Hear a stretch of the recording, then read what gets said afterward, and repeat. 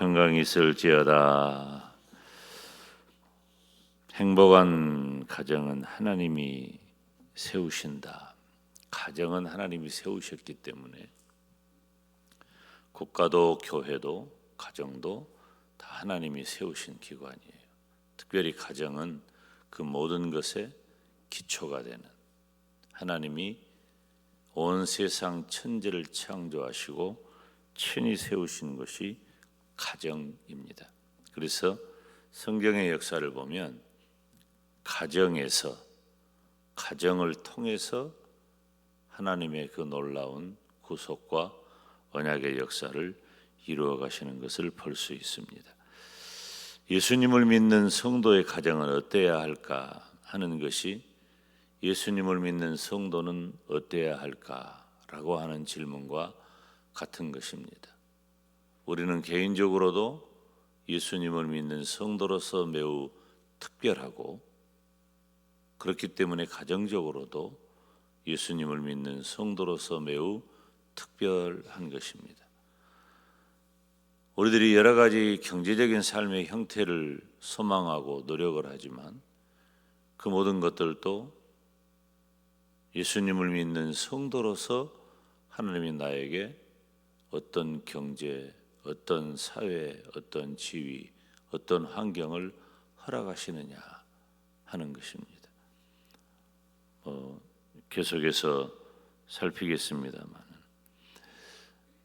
우리가 물질도 마찬가지예요. 이것은 내일 모레 이 부분은 잠깐 살피도록 그렇게 하겠습니다. 여호와를 경외해라. 하나님을 인정하고 하나님이 어떤 분인가, 하나님의 존재와 능력과 사랑과, 그리고 나와 함께 하시고 나를 지켜주시고 나를 인도하시는 그 하나님을 인정하고, 이 어려운 일입니다. 제가 가끔 그런 생각을 해요. 제가 목사로서 강단에서 말씀을 준비해서 전하지만은 사실은 단어 하나가, 문장 하나가 이 얼마나 내 삶을 이 단어 하나만 붙잡고 살아도 내 인생이 전혀 다를 텐데, 문장 하나만 붙잡고 살아도 내 인생이 다를 텐데 하는 그런 마음과 또 그런 생각을 저 스스로가 하고, 또 우리 성도들도 분명히 그러할 것이다 라는 확신이 있어요. 무수하게 펼쳐지는 그런 말씀이 우리들의 삶에 마치 스폰지가 물을 흡수하듯이 그렇게 그 말씀을 받아들인다면, 정말 우리는 지금 이 땅의 어떤 차원의 삶보다도 전혀 다른 차원의 삶이 우리들에게 이미 펼쳐질 텐데 하는 그런 아쉬움이 늘 있는 거죠. 하나님을 인정하는 거예요. 이 말 한마디만 가지고도 우리의 인생이 다르다는 것입니다. 그리고 하나님을 경외한다는 것은 하나님을 두려워하는 거예요. 벌벌 떠는 공포가 아니라 그 안에 깊은 사랑과 존중함을 담은 두려움. 함부로 하지 않죠. 하나님께서 구약에 보면 하나님을 함부로 하는 것은 절대로 용납 안 해요. 즉결 처분해 버립니다. 바로 현장에서 죽여버려요. 용납 안 하십니다. 그만큼 하나님의 존재가 우리들에게 매우 특별하고, 그리고 하나님이 어떤 분인가라고 하는 것을 하나님은 끊임없이 드러내기를 원하셔요. 이런 말은 굉장히 조심스럽기 때문에 주의해서 전해야 해서 과감하고 담대하게 전해야 할 때를 매우 특별하게 갖는 것이지 일반화하기가 참 쉽지 않습니다. 그러나 우리는 하나님이 어떤 분인가를 분명히 알고 그 하나님을 두려워하는, 그런 하나님을 경외하는 그런 가정이 될 때 우리 가정이 하나님이 세우시는 가정으로서 진정한 행복을 붙잡을 수 있다는 것입니다. 가정의 중심은 부부입니다. 이 부부 관계에 제가 그런 표현을 했는데, 이 부부는 관계의 미학이 필요하다, 이런 표현을 제가 썼어요. 이 부부가 어떤 관계로 살아가느냐가 굉장히 중요해요. 기본적인 그리고 본질적인 것을 먼저 붙잡아야 되는데, 담임 목사는 대체적으로 기본적인 본질적인 부분을 전하는데 대부분 할애하기 때문에 이 부부 문제도 마찬가지예요. 아내는 남편을 존경하고 돕는 배필이 되어야 돼요. 성경에 보면 아내가 남편에 대해서 복종하라는 단어를 반복해서 사용해요. 여러분, 이런 단어를 허투루 놓치면은 안 돼요.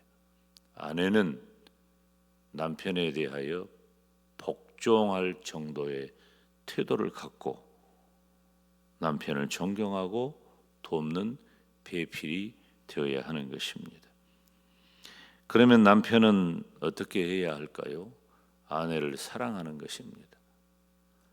아내가 남편에 대해서는 복종이라는 단어를 사용하고 존경하며 돕는 배필이 되라고 하는 것과 남편이 아내를 사랑해야 한다라고 하는 말의 비중을 따져보면 남편이 훨씬 수월하게 느껴지잖아요. 아니에요.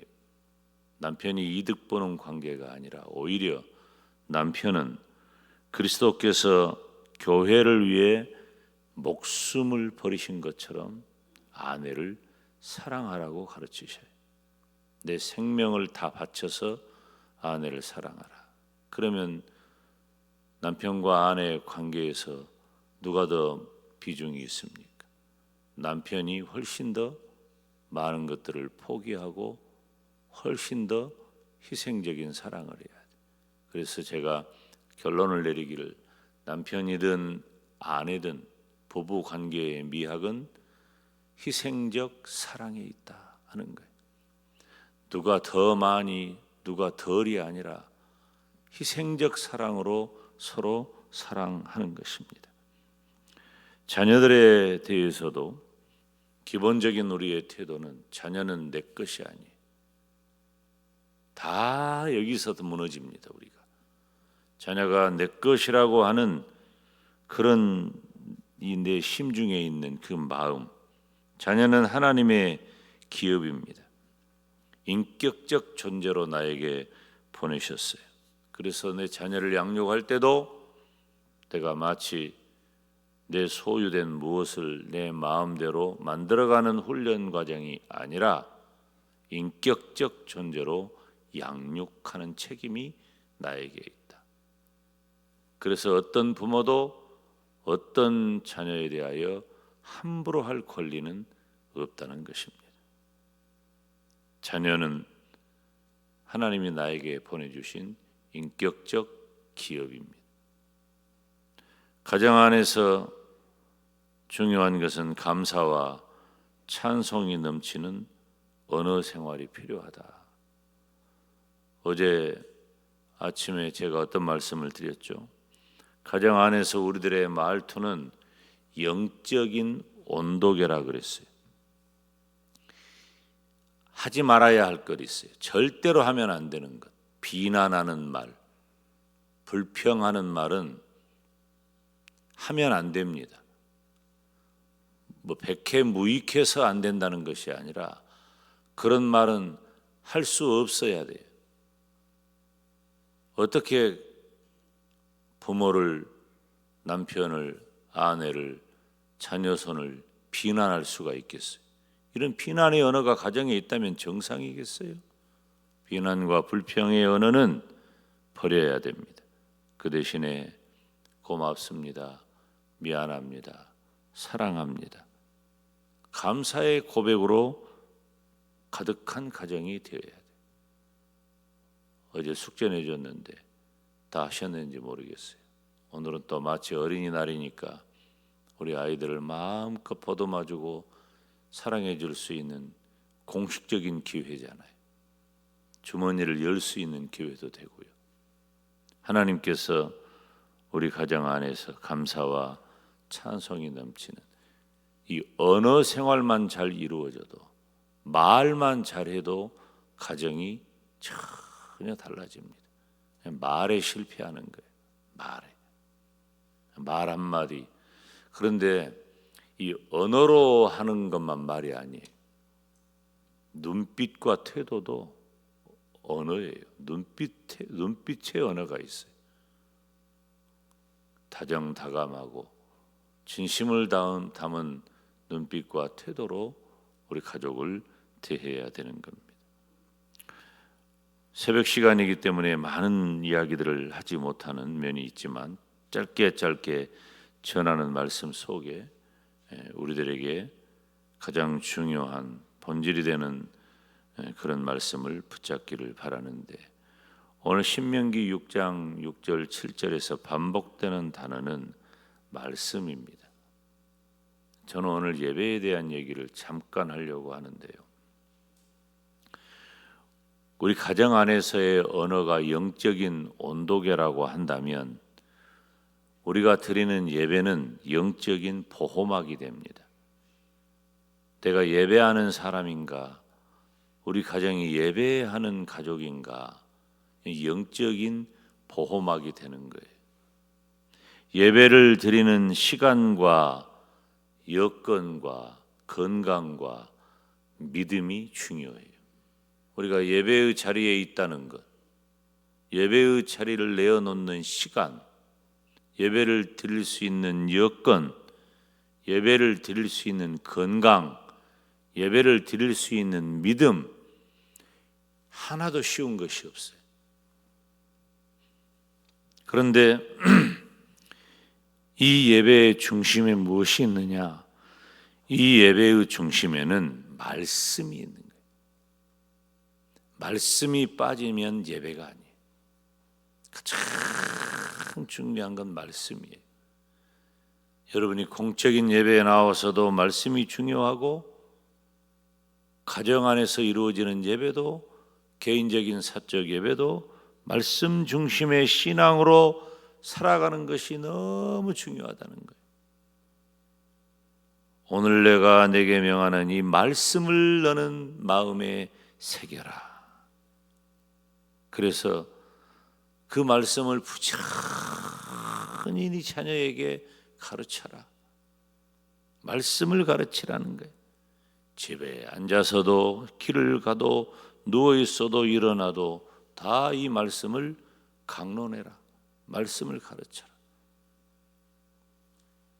교회가 주어지는 공적 예배뿐만 아니라 가정에서 이루어지는 예배, 개인적인 사적 예배에도 하나님의 말씀이 중심이 되어야 합니다. 우리는 예배를 소중하게 여기면서 주의 종이 전하는 말씀을 얼마나 잘 이해하고 그 말씀을 얼마나 잘 실천하고 있느냐, 굉장히 중요한 거예요.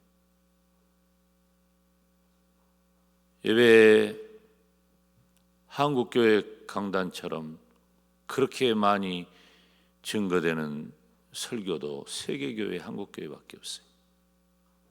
얼마나 우리 교회는 특별히 더 그러죠. 저는 우리 교회는 한국교회 중에서도 공적인 예배, 그리고 그 예배를 통해서 들려지는 말씀의 기회가 한국교회 중에 어느 교회보다도 더 정확하고 또 기회가 많다. 통계적인 거예요. 요즘은 예배가 하나씩 사라지고 있어요. 얼마나 안타깝고 슬픈 일인지 몰라요. 저는 목사로서 너무 슬퍼요. 세대가 그런 세대인 것 같아요. 제가 신앙생활을 시작하고 믿음을 가지고 교회 안에서 살았던 그 저의 세대에는 교회가 온 성도들이 예배밖에 없었어요.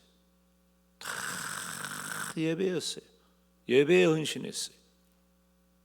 그런데 지금은 도대체 무엇 때문에 그러는 거예요? 이 한국교회가 스스로 망할 길 찾는 거예요. 공적 예배를 하나씩 줄여 먹고 있어.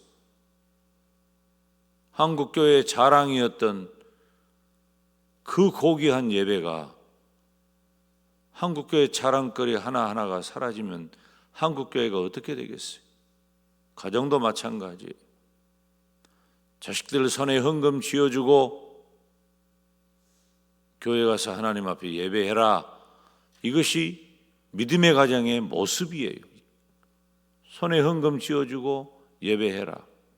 그래서 나중에 그 모태신앙 가졌던, 그리고 신앙생활 잘 안 하다가 정신 차려가지고 믿음생활 했던 사람의 간증 들어보면은 할아버지 할머니 엄마 아빠가 준 헌금 가지고 가다가 헌금 조금 하고 전방에 가서 과자 사 먹었다는 그런 얘기 많이 해요. 그런 얘기 해야 돼요. 우리 애들이 엄마 아빠가 쥐어준 헌금 가지고 오다가, 요즘 전방이라고 안 하니까 뭐 사 먹고 이렇게 하는 그런 추억이, 나중에 정신 차려서 믿음 생활 해보니까 내가 그랬었는데, 나중에 내가 정말 하나님을 예배하는 그 자리가 얼마나 소중한 것을 알게 되었고, 하나님 앞에 드려지는 헌금이 어떤다는 것을 알게 되었고, 이런 스토리가 가정 안에서 이루어져야 되고 교회 안에서 이루어져야 되는데, 그런 거룩하고 행복하고 아름다운 추억의 스토리들이 없어. 더 잘 살고 모든 것이 풍족해졌는데 왜 안 되는 거야?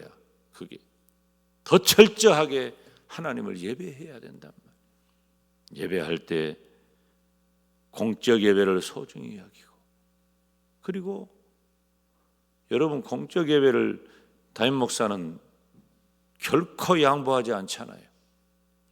무슨 명절이 겹쳐, 연휴가 겹쳐, 뭐가 한 명이 와도 공적 예배는 공적으로 드리는 예배여야 하기 때문에 그 예배에 안 나오는 건 어쩔 수가 없어. 본인의 여건이니까. 그러나 본인의 여건을 뛰어넘어서 나와라. 나올 수 있으면. 그게 공적 예배인 거예요. 공적 예배는 의무 예배예요. 선택이 아니야. 성도가 되어서 공적 예배를 소홀히 여기고,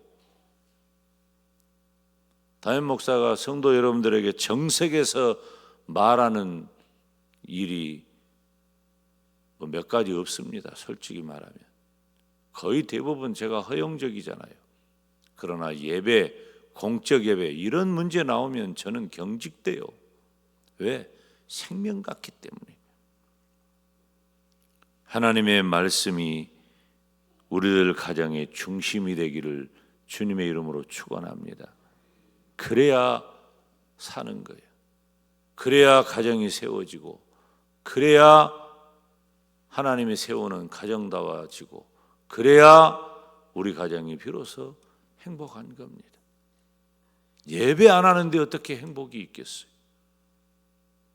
여러분들이 적어내는 이 기도의 제목대로 이것만 있으면, 제목대로만 이루어지면 모든 행복이 다 찾아옵니까? 아닙니다.